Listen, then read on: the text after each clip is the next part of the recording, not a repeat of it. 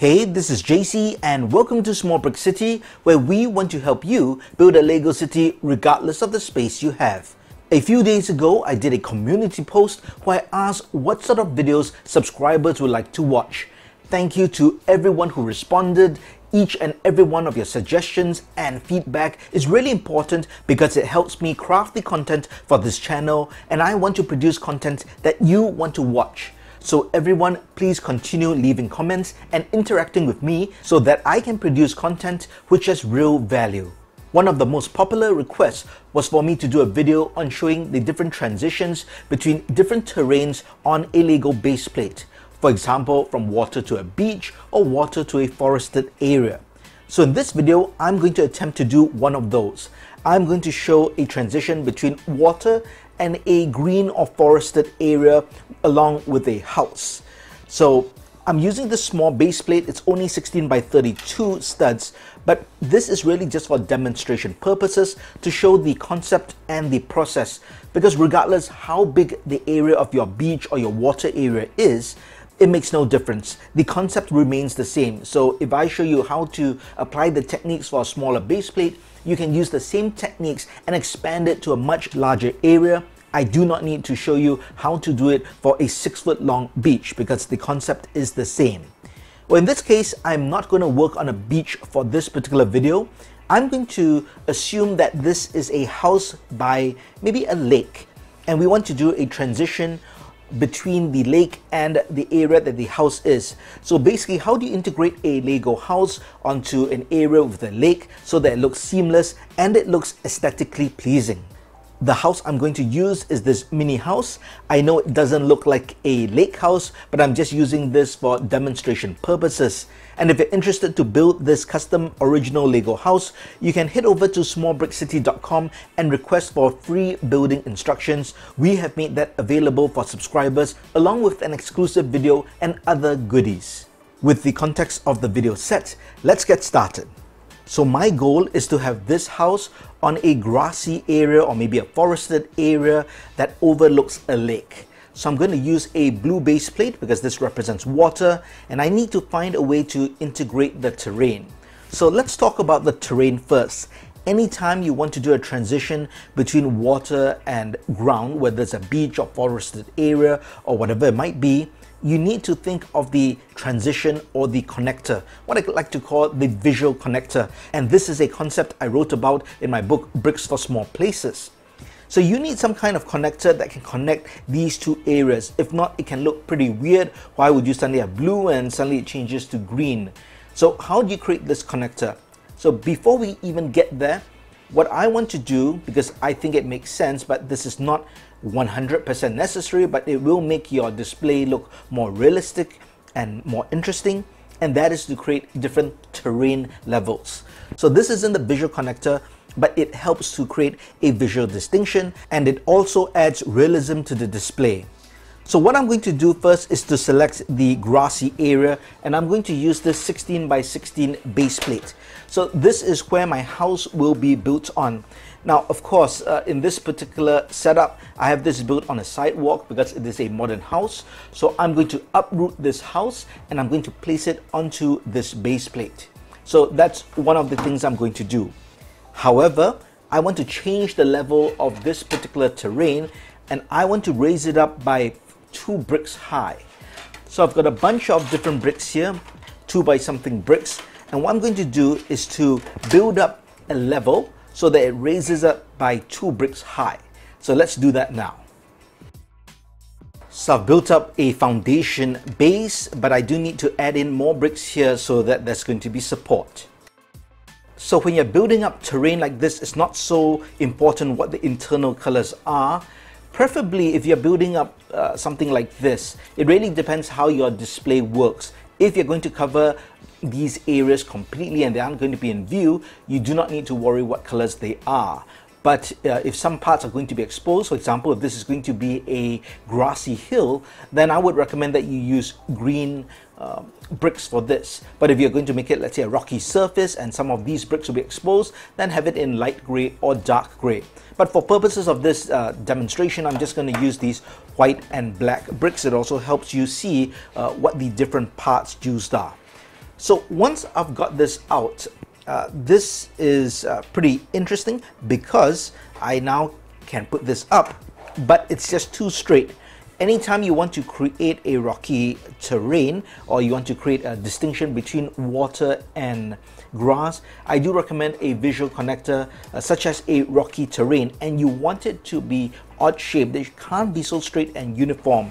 So what I'm going to do is to take some bricks over here, and I'm just going to create some kind of random terrain. So it juts out a bit like that, and maybe it goes in this way, and we can have something come out here, and we can do something like that. So this is just a random pattern. I know it still looks a bit Minecraft and blocky, but don't worry for now. I will show you how we're going to dress it up. So first thing I'm going to do is to press this plate onto this block. Now that the base plate is attached, I just need to raise all these bricks by one plate high, and to do that I'll use different green plates, and just to create the right height and to make sure that everything is uniform. Now we're getting somewhere, but what we need to do now is to create visual connectors in the form of a rocky wall, and this separates the water and this elevated grassy area. Now to create this rocky surface, we are going to use various grey bricks, and we're using a combination of different size sloped bricks as well as some regular 1x4 bricks. Now there's no real formula to how I do this. I get a bunch of different bricks, and I want to create random staggered looks of rocks. So for example, if I want to do this, now you might think you could just do something like that, take a bunch of sloped bricks and do this.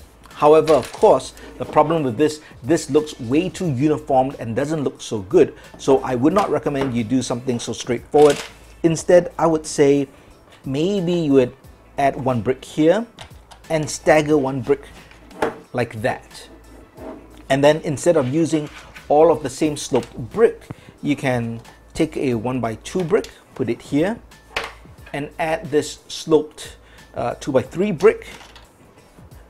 And you can see now it breaks the shape, and then I could use maybe two 1x2 bricks somewhat like that. So I don't have a fixed formula, as I said. Now what you can do is, if you do not have the parts to just play around like I do and experiment, you could build this digitally in your digital designer and figure out how your pattern is going to look like. Then you can order your bricks based on that. But in my case, I do have a couple of bricks. So what I'm going to do now is just to randomly create the rocky wall all around, and then we'll see what I've done.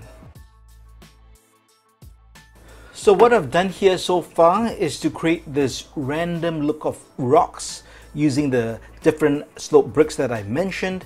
Now you notice there are quite a few exposed studs, so I'm going to use these grey cheese wedge pieces, and I'm going to cover the studs so it looks a bit more finished. So we have added studs, or these cheese wedge pieces, so it looks like a really rocky surface or rocky ridge, and looks pretty natural, but really adds a visual connector between the water and this elevated grassland over here. So what we're going to do now is to think about how we can make this texture for the water a bit more realistic. And what we want to simulate is some kind of either waves or just the water, moving along this rocky path to create a bit of ripples, and not really waves, but basically just the breaking of the water against the rock.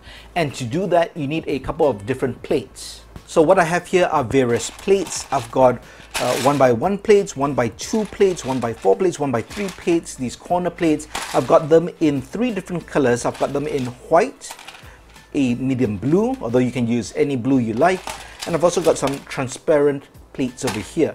And I'm going to show you one of the favorite techniques I use to create the effect of water. Now, in this particular case, I don't think we're at a lake because it is a moving body of water. So maybe this particular house is by the river or by the sea. So what you want to do is to take your white plates first, and you will add them to the base of the rock like this. Now you can use any of the combination of plates that you have, and the whole idea is just to get that right look. So you put this all the way in here like that, and I'm using a 1x4 here. You can get the idea. What I'm doing is basically creating an outline of white around the rock.